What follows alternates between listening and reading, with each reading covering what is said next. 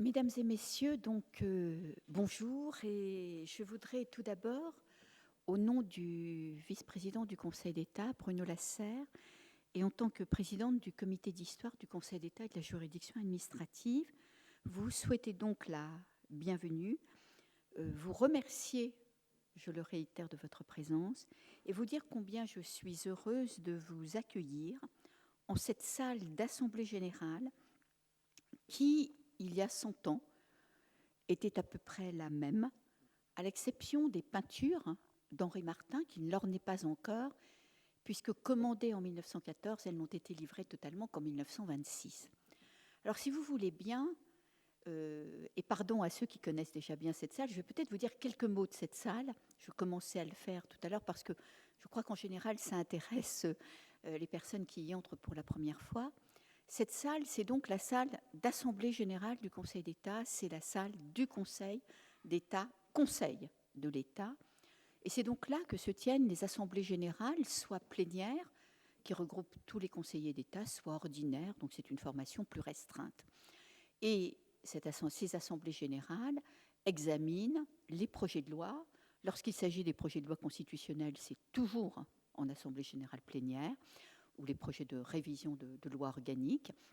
Elle examine aussi, je vais en dire un mot puisque mon autre casquette est d'être présidente de la section du rapport et des études du Conseil d'État, elle examine toujours également en formation plénière les études du Conseil d'État. Et cette salle, finalement, dit ce que l'on considérait être la mission du Conseil d'État lorsque le Conseil d'État, ayant dû quitter le palais d'Orsay, chère madame, vous nous expliquerez cela après l'incendie donc, qui le détruisit lors de la Commune, dut être relogé, si j'ose dire, et revint donc au Conseil d'État en 1872, à peu près au moment d'ailleurs où se met en place la justice déléguée. C'est amusant de voir la coïncidence. Alors, c'est une salle donc, qui parle du Conseil d'État. Vous avez un cartouche derrière vous, ou rectangulaire, où vous avez Conseil d'État. Vous avez au-dessus un autre cartouche plus important, évidemment qui a été modifié compte tenu des dates que vous voyez, mais qui rappelle les textes fondamentaux pour le Conseil d'État, et notamment le 22 Frimaire en 8, la Constitution qui recrée le Conseil d'État moderne sous le Consulat. Je vous rappelle que le 22 Frimaire en 8, c'était le 13 décembre 1799. Donc, somme toute, nous sommes à 220 ans et 3 jours de la recréation du Conseil d'État par Bonaparte. Et puis, vous avez tous les ministères sur lesquels s'étend, si j'ose dire, la compétence du Conseil d'État, avec les appellations, les titres, évidemment, qu'il y avait à l'époque, à la fin du XIXe siècle. Donc, vous avez l'agriculture et à côté les beaux-arts. Vous avez à ma gauche la marine et au-dessus de nous, ici, la guerre, évidemment, et pas les armées ou la défense. Et vous avez ici les cultes, très importants, et l'instruction publique. Bon, vous retrouvez ensuite les finances, l'intérieur, les affaires étrangères, des appellations que nous avons toujours et qui ont subsisté. Et donc, ces ministères sont représentés également par des allégories en bleu et or, donc de Delaunay, qui illustrent donc le thème, ou si je veux dire l'intitulé du ministère. Et puis, le dernier élément, ou l'avant-dernier, avant de parler des peintures d'Henri Martin, même si elles ne figuraient pas ici donc en 1917, le dernier élément, ce sont les ovales dans lesquels vous avez les codes. Parce qu'il est clair que l'entreprise de codification, vous le savez bien, le Code civil, déjà, également sous le Consulat, l'entreprise de codification est quelque chose de tout à fait fondamental. Et donc, tous les codes sont là, avec les codes, aussi bien donc les codes de l'instruction criminelle que le Code civil, que vous avez à droite, le Code pénal, le Code d'instruction et de procédure pénale, etc. Donc, toute cette salle dit ce que fait le Conseil d'État, pour qui il le fait, les ministères, mais plus largement aussi, les peintures indiquent que cela est fait, si j'ose dire, pour intituler de cet ensemble de peintures « La France laborieuse se présentant devant le Conseil d'État ». Alors, c'est un peu grandiloquent, bien sûr, on ne dirait plus cela ainsi, mais cela nous rappelle toujours à nous qui siégeons, là je suis dans le siège du vice-président, normalement je suis un peu plus à droite comme président de section, puisque les présidents de section sont là et les conseillers d'État sont à votre place, c'est un hémicycle, c'est une assemblée. Donc cela nous rappelle que le travail que nous faisons, il est aussi pour nos concitoyens et que la valeur ajoutée que nous essayons d'apporter à la loi, elle est pour tous nos concitoyens, elle est pour tous les Français. Donc ces peintures ont été commandées en 1914. Henri Martin, que vous connaissez sans doute, qui a aussi décoré le Capitole à Toulouse, les a livrées totalement en 1926. Et ce travail de la France laborieuse, il est de différentes natures. Vous avez le travail public, et c'est le repavage donc, de la place de la Concorde. Vous avez le travail agricole, évidemment, très important dans la France, qui est alors dépeinte par Henri Martin. Vous avez le travail, je dirais, du commerce, du négoce, c'est le port de Marseille qui est ici. Et puis vous avez le travail intellectuel qui est derrière moi, ce qui fait que les membres du bureau, comme nous disons, tournent le dos au travail intellectuel. Et vous remarquerez qu'il est représenté par un homme, bon évidemment pas une femme, et un homme d'un certain âge quand même, donc qui a l'air très méditatif.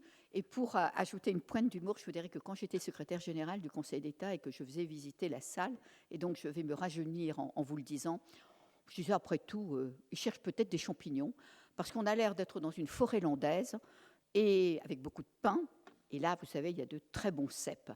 Cette partie publicité sur les forêts landaises étant terminée, je voudrais maintenant vous dire combien nous sommes effectivement heureux de vous accueillir ici, parce que ce colloque est intéressant en lui-même, mais également, si j'ose dire, pour nous, à plusieurs titres.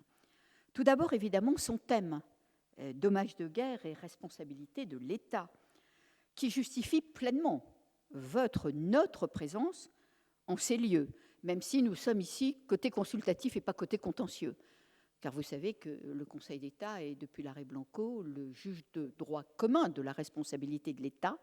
Et vous savez aussi qu'il eut, j'y reviendrai, à connaître de ce contentieux des dommages de guerre. Et puis, la loi du 17 avril 1919, que nous commémorons, nous pourrions même dire célébrons, n'est-ce pas? Je me retourne vers mes deux voisins aujourd'hui, est extrêmement intéressante car elle est très novatrice dans la mesure où elle reconnaît donc une obligation générale de responsabilité de l'État à raison des dommages causés aux biens. On l'appelait, vous le savez, la charte des sinistrés. Et puis, je voudrais signaler également, je vais refaire un peu de publicité, mais que ce colloque s'inscrit aussi dans la continuité d'un colloque que le comité d'histoire a organisé les 20 et 21 novembre 2015 sur le Conseil d'État et la Grande Guerre. Je vous le montre, les actes ont été publiés donc, à la documentation française. Et dans le cadre de ce colloque, 2 personnes avaient un peu abordé le sujet, mais n'avaient fait que l'effleurer. Et donc aujourd'hui, nous allons pouvoir le traiter de façon beaucoup plus approfondie. C'était Jean Barthélémy qui nous rejoindra cet après-midi et qui avait fait une communication sur juger l'État en guerre. Et d'autre part, Bernard Stirn, qui était alors président de la section du contentieux et qui avait parlé des innovations jurisprudentielles liées justement à l'état de guerre et qui avait évoqué, mais là c'était du fait de la loi, donc cette question des dommages de guerre. Alors, donc un thème particulièrement intéressant. Et puis un thème traité de façon très originale, je voudrais le souligner, puisqu'il y a une dimension interdisciplinaire à laquelle je suis personnellement très sensible, l'histoire du droit, le droit, les aspects également économiques et sociaux de cette loi et de ses réparations, et puis un aspect international que nous nous efforçons aussi toujours, je parle sous l'autorité des membres du comité d'histoire ici présents, nous nous efforçons toujours d'assurer dans ce que nous organisons nous-mêmes, puisque là, le cas de la Belgique et le cas de l'Italie seront traités par votre colloque pour essayer de déterminer quels sont peut-être les points de ressemblance, il en est, ou de divergence, il en existe sans doute, donc entre les systèmes respectifs. Troisième intérêt, et pardon, mais je parle vraiment là pour le Conseil d'État et son comité d'histoire, accueillir un colloque qui est organisé en partenariat. Travailler seul est possible, mais travailler seul n'est pas toujours souhaitable et suffisant. Et là, nous nous retrouvons à plusieurs partenaires, et je voudrais vous remercier vraiment, messieurs Bigot et Richard, donc d'avoir eu l'idée aussi de venir vous installer ici pour ce faire, puisque nous travaillons avec l'Institut d'histoire du droit, donc de l'Université Paris-Descartes, avec également le CESIS, le Centre d'études sur la sécurité internationale et les conventions européennes de l'Université Grenoble-Alpes, et enfin l'OMIGE, l'Observatoire des mutations institutionnelles et juridiques de l'Université de Limoges. Donc un partenariat Conseil d'État-Université, et nous sommes très désireux de le faire, et un partenariat qui plus est, Conseil d'État-Université à la fois de Paris et de province. Voilà qui ne peut que nous ravir. Et puis, quatrième intérêt, vous valorisez nos fonds d'archives. Un des objectifs du comité d'histoire, c'est cela. Essayez de vous faire comprendre, à vous enseignants, à vous chercheurs, que nous avons des archives de qualité, des archives de valeur qui ne sont pas, à notre goût, suffisamment exploitées. Donc, à l'occasion de ce colloque, une communication va parler de la commission donc, supérieure de cassation des dommages de guerre, dont vous savez, le secrétariat général du Conseil d'État assurait le greffe, et qui comprenait 4 conseillers d'État et 2 maîtres des requêtes. Donc, les archives relatives à cette commission ont été utilisées, mises en valeur. Voilà une grande cause de satisfaction. Et puis, je voudrais enfin me féliciter en les en remerciant. Mais là, je n'en ai que 2 qui sont présents, mais les autres, enfin, un autre, je vais vous l'expliquer, malheureusement, ne pourra pas venir. Mais je voudrais me féliciter de l'implication très forte des membres du comité d'histoire dans ce colloque. Au sein du comité scientifique, puisque aux côtés de Grégoire Bigot, vous avez bien voulu associer Alain Chatriot et Jean Barthélémy. Nous allons écouter Grégoire Bigot juste après mon intervention. Je vais lui donner la parole. Et puis 4 membres du comité d'histoire vont assurer la présidence de session, donc aujourd'hui et demain. Alors il devait y avoir Jean Massot ce matin. Il est malheureusement, pour des raisons personnelles, indisponible. Et je remercie beaucoup Alain Chatriot d'accepter d'assurer sur le siège, et comme je lui disais, au pied levé, la présidence donc, de la partie de notre conférence qui va suivre ses propos d'ouverture. Et Alain Chatriot réitérera sa présidence demain. Et nous avons également donc Jean Barthélémy et Benoît Plessis qui ont accepté d'assurer une présidence. Voilà, messieurs les professeurs, je trouve un partenariat tout à fait exemplaire. Et je voudrais, avant de vous donner la parole, Grégoire, rappeler ce qu'écrivait, ce qui était écrit en 1919, je citerai ensuite, à propos justement de ces dommages que la guerre a causés et sur lesquels la loi du 17 avril 1919 est intervenue. Je cite, « La guerre, je vois des ruines, de la boue, des files d'hommes fourbus, des bistrots où l'on se bat pour des litres de vin, des gendarmes aux aguets, des troncs d'arbres déchiquetés et des croix de bois, des croix, des croix. » Vous avez bien évidemment reconnu un extrait des Croix de bois de Roland d'Orgelès, qui eut le prix Femina en 1919, mais pas le prix Goncourt, puisqu'il fut décerné cette année-là à L'ombre des jeunes filles en fleurs de Marcel Proust. Je vous remercie et je vais donner la parole à Grégoire Bigot.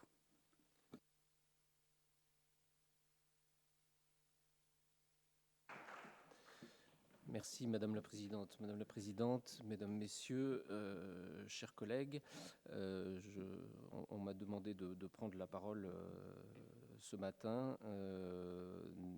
au nom des juristes, des historiens du droit et en tant que membre du comité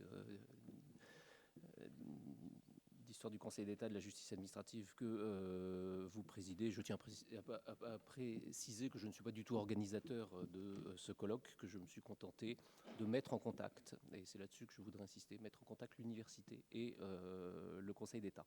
Et en premier lieu, je voudrais, au nom des collègues juristes, des membres du comité d'histoire et des jeunes collègues historiens du droit, je voudrais remercier le président Lasserre et vous remercier, Madame la Présidente, d'avoir tendu la main à la recherche universitaire en acceptant que ce colloque prestigieux, je crois, puisse se dérouler dans un lieu aussi prestigieux qui symbolise l'État à lui tout seul. Vous le savez, les régimes politiques sont faibles, les constitutions s'évanouissent, mais le Conseil d'État, et vous l'avez bien rappelé, depuis Frimaire en 8, le Conseil d'État survit à tous les régimes, et il est lui seul l'État, comme son nom l'indique. C'est d'ailleurs par le Conseil d'État que le mot État a été constitutionnalisé à compter de 1799, et je suis très heureux que la recherche universitaire puisse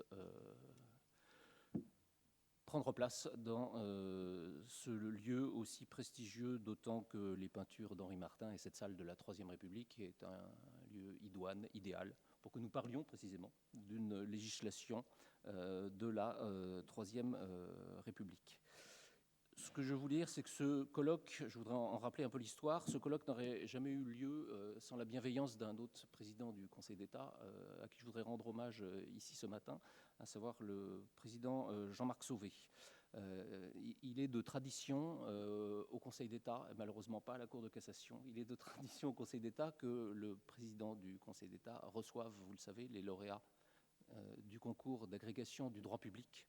Or, il se trouve que le président Sauvé, ainsi que vous-même, Madame la Présidente, vous avez eu à cœur, en 2015-2016, de recevoir au Conseil d'État les lauréats du concours d'agrégation d'histoire du droit, qui a lieu donc tous les 2 ans. C'était une première, et nous y avons été très sensibles. J'avais la chance de siéger dans ce jury qui était présidé par le professeur Marcel Morabitou. Nous y avons été très sensible parce que vous avez témoigné à l'occasion de votre souci, de votre attachement à l'histoire, et notamment à l'histoire du Conseil d'État et de la juridiction administrative.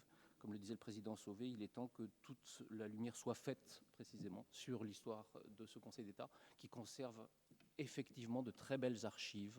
Et j'espère qu'un jour, la commission provisoire de 1870-72 sera étudiée, puisque les archives au sujet de cette commission provisoire existent, et nous pourrions connaître ainsi la grande figure de Léon Aucoq. Bon, l'histoire du droit a évidemment été honorée et a répondu très favorablement à cette invitation, puisque l'histoire du droit a une fonction qui est d'éclairer le présent par la connaissance qu'elle a du passé, la fameuse phrase de Tocqueville, le passé n'éclairant plus le présent, nous marchons dans les ténèbres, disait Alexis de Tocqueville, qui était un peu pessimiste.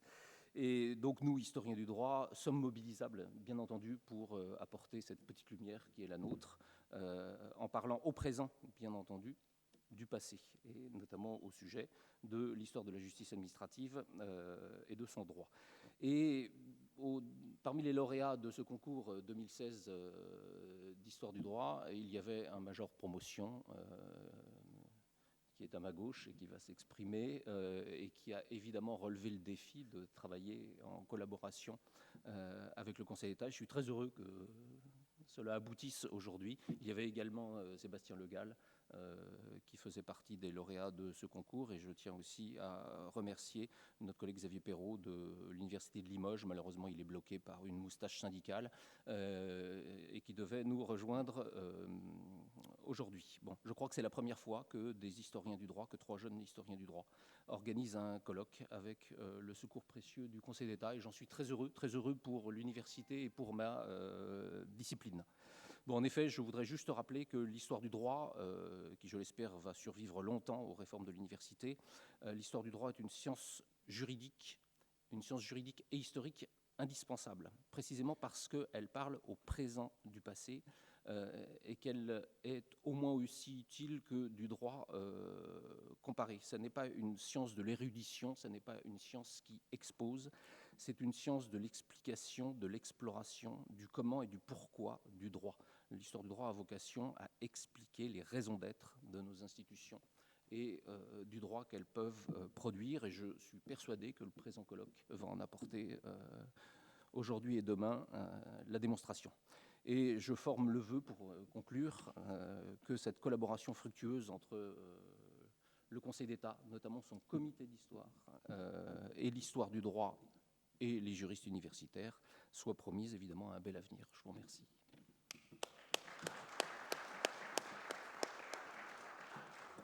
Merci beaucoup, monsieur le professeur Bigot.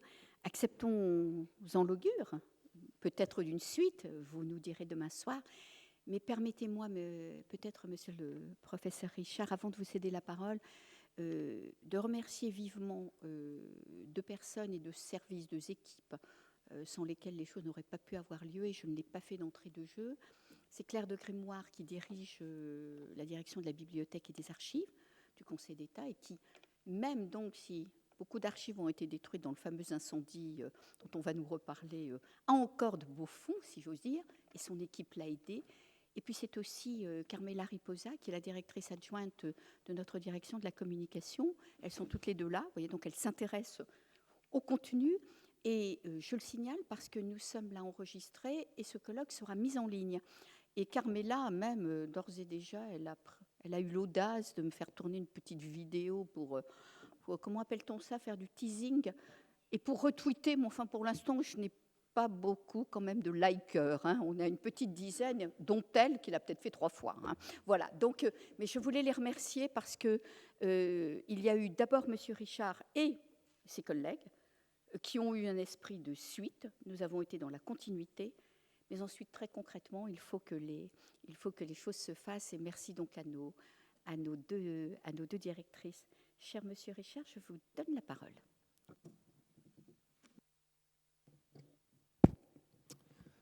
Madame la Présidente, merci.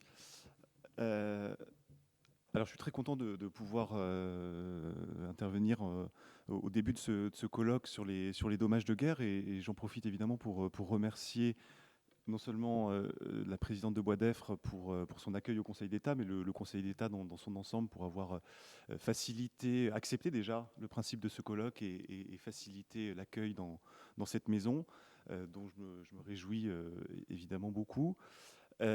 Ces remerciements, je les adresse en mon nom, mais aussi au nom de mes deux co-organisateurs qui ont été évoqués précédemment, Sébastien Le Gall et Xavier Perrault, qui malheureusement n'ont pas pu, étant respectivement en poste en province, n'ont pas pu se déplacer compte tenu des difficultés de déplacement. Leurs trains ont été supprimés et sans possibilité de remplacement.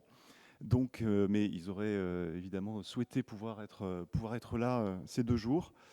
Je remercie également Grégoire Bigot pour son implication et pour son rôle de contact, comme il l'a dit tout à l'heure, mais contact très efficace et qui a assuré le suivi entre le Conseil d'État et l'université pendant le temps de préparation de ce colloque. J'ajoute deux éléments supplémentaires, de soutien supplémentaire, disons, qui ont été apportés à ce colloque. D'une part, par le ministère de la Défense, à travers sa direction du patrimoine, qui a aussi souhaité soutenir l'organisation de ce colloque. Et puis la mission du centenaire 14-18, qui a décerné son label centenaire à cette manifestation.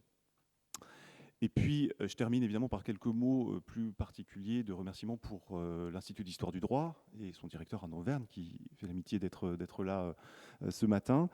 Et puis Vincent Young, qui est l'assistant de recherche de l'IHD et qui a œuvré aussi du côté de Paris Descartes pour la bonne organisation de ce colloque. Et donc, il a joué un rôle vraiment essentiel dans l'organisation pratique de ce colloque, organisation pratique malheureusement un peu bouleversée au dernier moment par les difficultés de transport. Alors évidemment, sur le programme, ça aura quelques incidences puisque certaines personnes, Sébastien Le Gall et Xavier Perrault déjà, mais aussi d'autres intervenants n'ont pas pu se déplacer.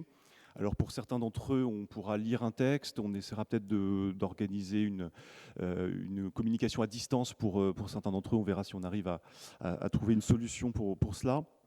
Mais en tout état de cause, il y aura évidemment quelques ajustements ou quelques changements dans le programme, ce dont je vous prie de bien vouloir nous excuser, mais certaines circonstances nous dépassaient en l'occurrence. Alors, pour débuter ce colloque, je voudrais simplement revenir sur quelques-uns des objectifs qui étaient ceux du programme de ce colloque.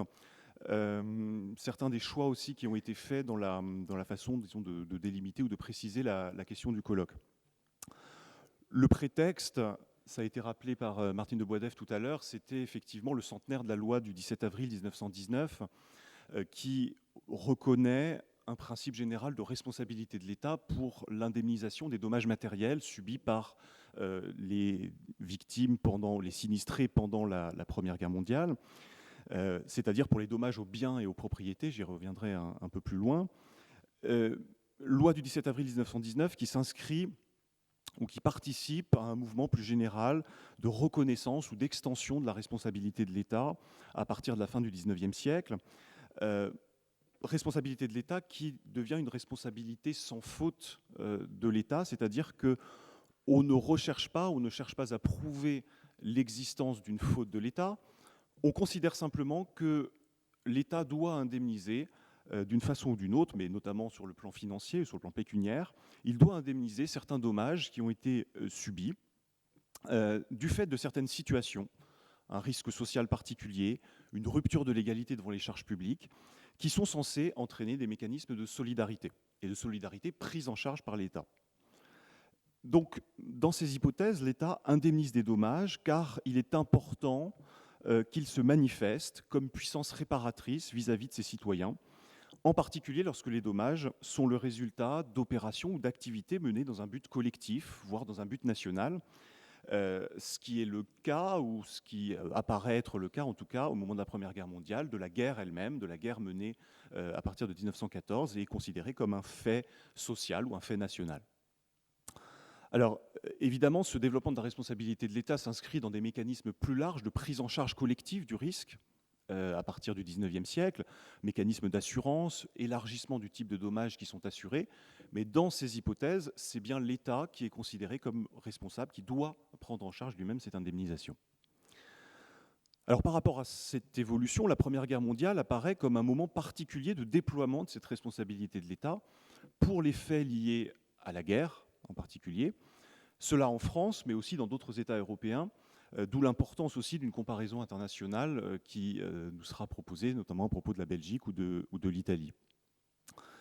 La Première Guerre mondiale apparaît à bien des égards comme un point de rupture, notamment en matière de responsabilité du fait de la guerre, parce qu'elle est le moment du rejet d'une ancienne doctrine d'irresponsabilité de l'État en matière de fait de guerre.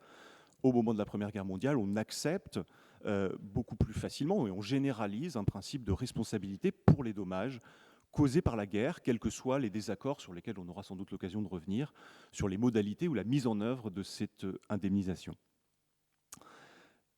Ça n'empêche pas de prendre en compte la longue durée des évolutions et avec la première intervention, notamment d'Anne-Sophie Chambosse, sur un contexte un peu antérieur lié à la guerre, au contexte des années 1870-71, avec les références aussi très nombreuses à la Révolution française qui sont faites pendant la Première Guerre mondiale, lors des discussions sur les dommages de guerre.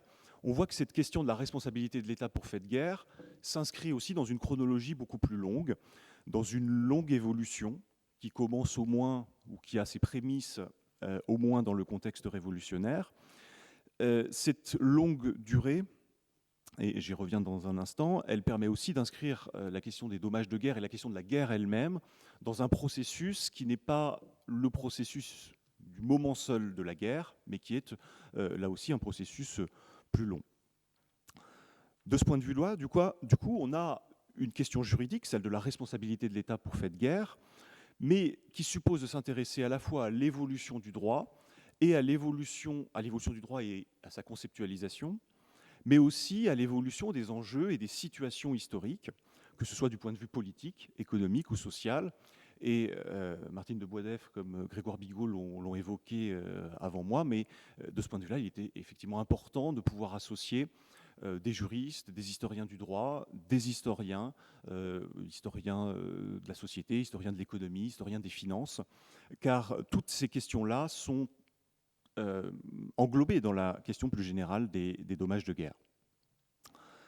Alors, je précise quelques points sur la délimitation de ce colloque, la limitation de ce colloque à la question des seuls dommages matériels, c'est-à-dire ceux qui sont couverts par la loi du 17 avril 1919 pour l'essentiel. Alors, ça peut paraître évidemment une vision très restrictive de la question des réparations, au regard en particulier de deux questions connexes, mais très fortement liées à cette perspective. Premier point, la réparation des dommages de guerre s'inscrit dans une problématique plus générale qui est celle de la sortie de guerre, qui est désormais bien arpenté par l'historiographie, par les historiens de la Première Guerre mondiale et de ses suites. La sortie de guerre, c'est au fond l'ensemble des modalités et des processus de passage de la situation de guerre, la période 14-18 ou 14-19, à la situation de paix, c'est-à-dire au retour à la paix. Alors très souvent, cette approche de la sortie de guerre se concentre sur la dimension humaine, les formes de démobilisation des soldats, par exemple, ou, pour les questions de réparation, l'indemnisation des victimes physiques. Dimension psychologique aussi, abordée dans la sortie de guerre. Quelles sont les transformations induites par la guerre elle-même et comment est-ce que l'on repasse sur le plan des activités sociales, sur le plan psychologique, sur le plan de la vie quotidienne, comment est-ce que l'on repasse à une vie normale ou à une vie marquée par la paix? C'est la question du travail de deuil et du retour à une vie qui a été bouleversée par la guerre et où l'on cherche à retrouver une forme de normalité. Alors, cette question-là, elle sera très largement écartée du colloque, même si elle rentre dans des problématiques très proches, mais elle suggère au moins d'aborder la guerre dans une chronologie très souple, et là aussi la question des réparations matérielles suppose nécessairement une chronologie très souple de la guerre et de l'après-guerre, puisque les premiers projets et les prémices de cette question des réparations commencent avant même la Première Guerre mondiale. On a évoqué sur la longue durée la Révolution française ou le contexte de 70-71, mais il y a des projets avant la Première Guerre mondiale, dans les années qui précèdent, pour prévoir de tels mécanismes d'indemnisation. Cette question des réparations, elle est traitée pendant la guerre elle-même, alors que les combats continuent. Il y a des mécanismes provisoires qui se mettent en place, et il y a surtout la discussion parlementaire qui conduit à la loi de 1919. Et puis l'après-guerre est évidemment concerné directement par cette question, mais c'est un après-guerre qui dure très longtemps, puisque le déroulement des procédures elles-mêmes s'étend sur plusieurs années, voire plusieurs décennies. Donc la question de la sortie de guerre nous amène à avoir une chronologie assez souple et assez étendue de cette question des réparations. L'autre problème sur lequel je serai plus bref, mais qui est également bien connu à propos de la Première Guerre mondiale, c'est la question des réparations au niveau international.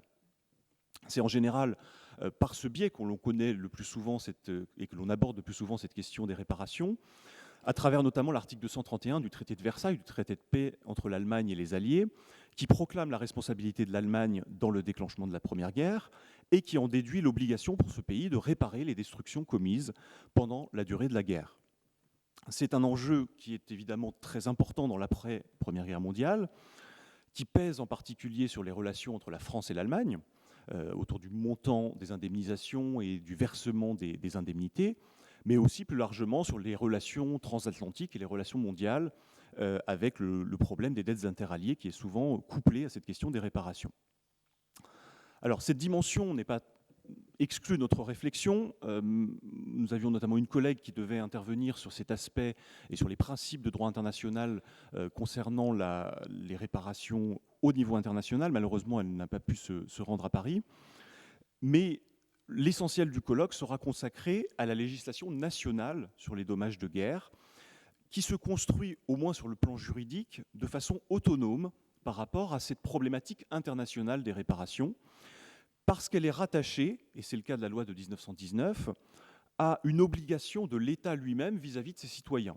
C'est donc sur le plan interne, dans le rapport État-citoyen ou État-individu, que se construit le régime de réparation. Ce qui entraîne des conséquences, par exemple, sur le fait que cette législation est réservée aux nationaux, à ceux qui ont la nationalité française, dans le cas français. Et on voit apparaître de telles législations nationales avec des régimes souvent similaires, sinon totalement identiques, dans d'autres pays européens. On a évoqué tout à l'heure la Belgique ou l'Italie. Alors, cette indemnisation des dommages matériels, elle consiste à reconnaître un véritable droit des sinistrés ou des victimes, dont pourrait faire contrôle le juge ou un juge à propos de l'indemnisation à verser. Et cette question du droit à réparation, elle renvoie à au moins deux idées. D'abord à un discours général qui est désormais bien connu et bien analysé par les historiens sur le thème de la guerre du droit menée par la France au moment de la Première Guerre mondiale, dont finalement la question du droit à réparation est une sorte de manifestation ou d'élément qui s'y rattache, Dans cette première guerre, la France respecte le droit et est censée protéger le droit de ses individus ou de ses citoyens dans toutes ses dimensions. Et l'effort des juristes pour fonder un droit à réparation doit être lu à cette aune, avec évidemment toutes les limites et toutes les ambiguïtés d'un discours qui se présente comme un discours de justice, comme un discours aussi avec un fondement souvent universaliste, mais qui, au fond, rejoint le discours patriotique de la Première Guerre mondiale, très fort en France comme dans les autres États européens de l'époque. Ce discours du droit, il renvoie aussi, dans un contexte national plus intellectuel ou sur le plan disons, des idées politiques, à la volonté d'une compensation des charges et des bénéfices au niveau national entre tous les citoyens, tous ceux, en l'occurrence, qui ont souffert à un titre quelconque au moment de la guerre et du fait de la guerre, doivent obtenir de la communauté nationale, c'est-à-dire de l'État, une forme de compensation, ce qui s'inscrit dans un certain nombre de réflexions sur la solidarité nationale, et on aura tout à l'heure une communication qui pointera en particulier le lien entre le solidarisme et la doctrine de Léon Bourgeois et la question des dommages de guerre. La limitation aux questions matérielles induit aussi une perspective plus particulière liée à ces dommages matériels. C'est qu'au fond, cette indemnisation des dommages de guerre vise en premier lieu l'indemnisation des biens et des propriétés, et donc elle met en valeur l'importance juridique, mais aussi symbolique et politique de la propriété privée à l'époque.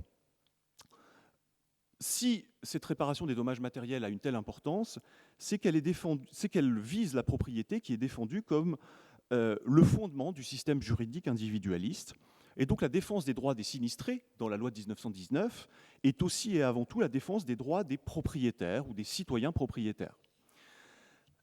La question est complexe parce que cette propriété, ce droit de propriété fait lui-même l'objet d'un certain réinvestissement intellectuel au début du XXe siècle, avec des débats juridiques autour de la notion de propriété sociale ou de fonction sociale de la propriété, qui ne sont pas sans écho sur la question des dommages de guerre.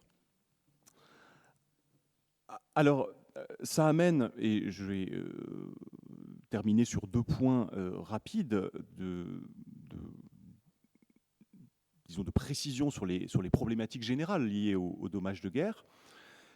Premier élément auquel cette question des dommages de guerre nous amène à nous intéresser plus particulièrement, et ça a été rappelé là encore en introduction, c'est la question des procédures et des instances spéciales qui sont mises en œuvre à l'occasion notamment de la loi de 1919. Cette responsabilité de l'État donne lieu à l'adoption de procédures spécifiques, d'instances spéciales qui sont mises en place, commission de conciliation, tribunaux des dommages de guerre, et puis commission supérieure des dommages de guerre, juridiction spéciale qui existe aussi sous une forme ou sous une autre à l'étranger, et qui pose souvent une question très discutée à l'époque sur leur nature et sur leur fonction exacte. S'agit-il de commissions administratives qui disposent d'un pouvoir d'appréciation relativement important, voire discrétionnaire dans l'appréciation des indemnités à verser, ou s'agit-il d'organes juridictionnels qui sont attendus, qui sont même exigés par les juristes, qui mettent en avant la dimension du droit à réparation et qui considèrent que ce droit est justiciable de tribunaux qui doivent fonctionner sur le principe des tribunaux ordinaires. Ça renvoie à une autre question, s'agit-il au fond, à travers ces instances, d'un lieu de pacification, comme le suggère le nom de commission de conciliation, où on cherche à se mettre d'accord entre l'administration et les sinistrés, ou s'agit-il d'un lieu de confrontation où l'on doit trancher un litige de nature judiciaire? Alors cette question des procédures nous amène aussi à celle des aspects financiers qui seront traités dans le colloque.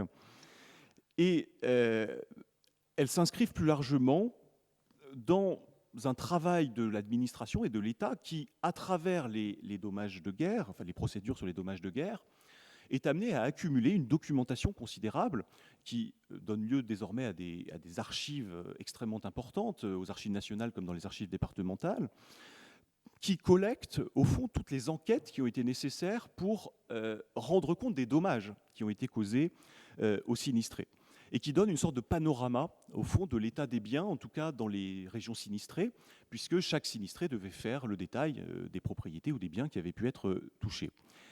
Et donc ça participe, cette logique d'archive et d'enquête sur les biens des sinistrés participe au fond d'une logique de l'État savant qui obtient des informations sur ses citoyens.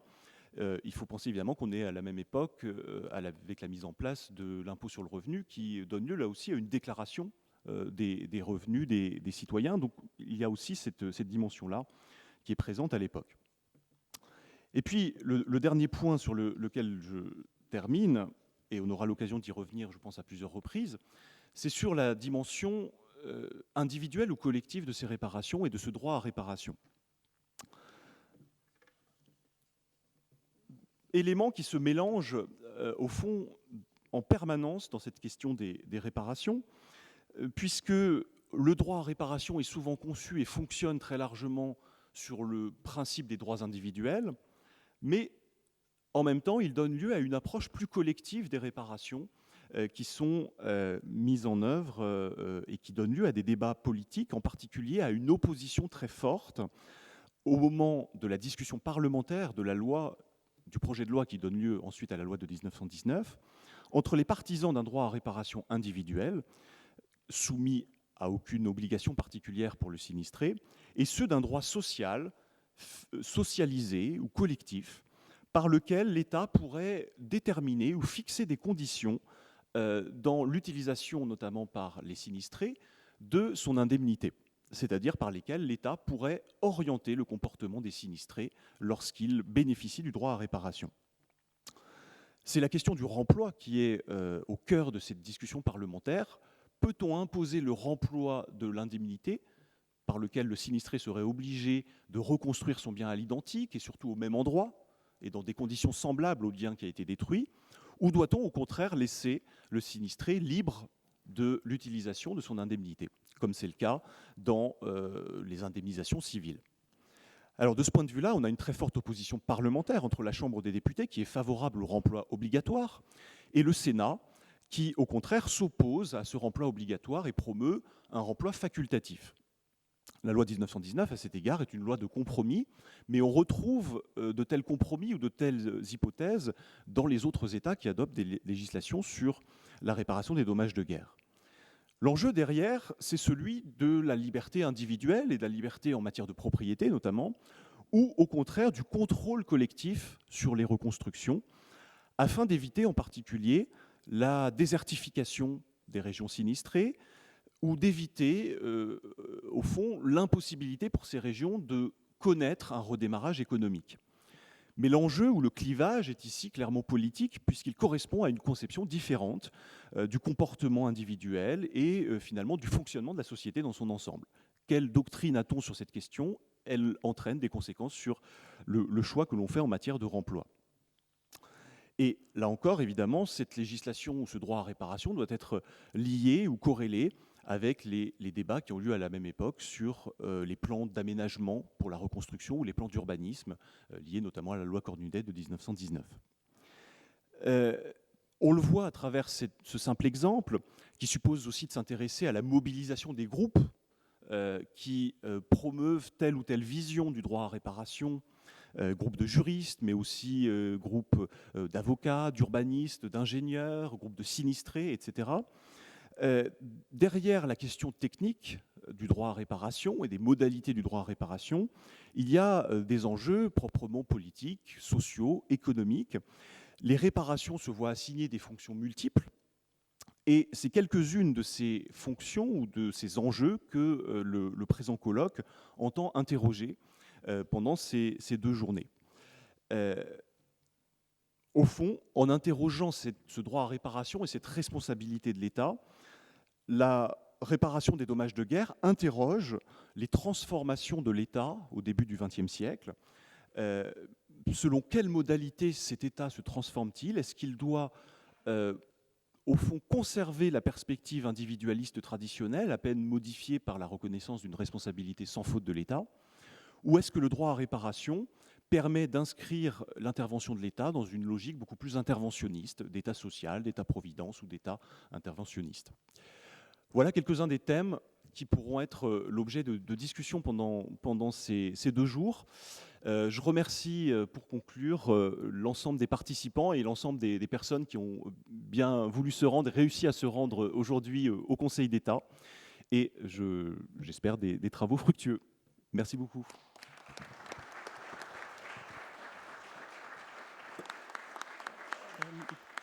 Merci, monsieur le professeur, de cette magnifique introduction qui nous a montré la richesse, la variété des problématiques qui vont être abordées pendant ces 2 jours de travaux, leur actualité aussi. Cette introduction me confirme dans le sentiment que j'avais qu'il fallait maintenir effectivement donc ces 2 journées de colloque. Alors, je ne sais pas si nous sommes dans le cadre de circonstances exceptionnelles au sens où la jurisprudence du Conseil d'État l'a dégagé également à la même époque. En tous les cas, vous les avez bravés et vous êtes là. Et puis, cette introduction m'a donné une idée, ou des idées, monsieur le professeur, qui me conduisent à vous faire une proposition ou à vous lancer un défi.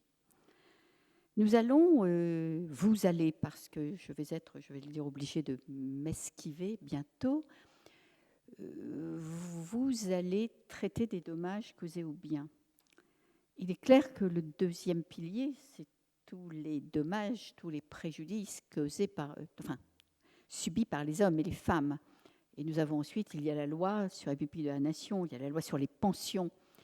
La question que je me pose et la proposition que je voudrais vous faire, monsieur le professeur, et si nous disions qu'après les biens, dans 2 ans peut-être, il y a une loi importante en 1921 aussi, eh bien nous nous intéressions aux personnes. Cela intéresse le Conseil d'État, parce que je vous rappelle qu'un futur vice-président du Conseil d'État, René Cassin, fut très engagé dans toute cette action sur la réparation et sur la réparation par les pensions, notamment militaires. Et puis, il y a là aussi, je crois, des archives fort intéressantes. Il y a une commission des pensions. Il y a toute une série de choses qui pourraient être, je pense, intéressantes, qui pourraient aussi susciter l'attention du ministère des Armées, de la direction du patrimoine. Et je dois dire que personnellement, en tant que présidente du conseil d'administration de l'Institution nationale des Invalides, dont les premiers ressortissants sont des pensionnés à un taux d'invalidité extrêmement élevé du Code des pensions militaires, eh bien, je trouve que ce serait peut-être une bonne idée et ça nous permettrait ainsi de marcher sur 2 pieds, après les biens, les personnes. Voilà une proposition faite, peut-être un rendez-vous pris, vous nous le direz à la fin de ces 2 jours de travaux. Il me reste donc à vous les souhaiter très féconds, très fructueux, très riches, et à laisser ce siège à Alain Chatriot, qui a accepté de présider à la place de Jean Massot, indisponible, comme je vous l'ai dit, cette première séance de travail. Merci encore à tous et bon travail.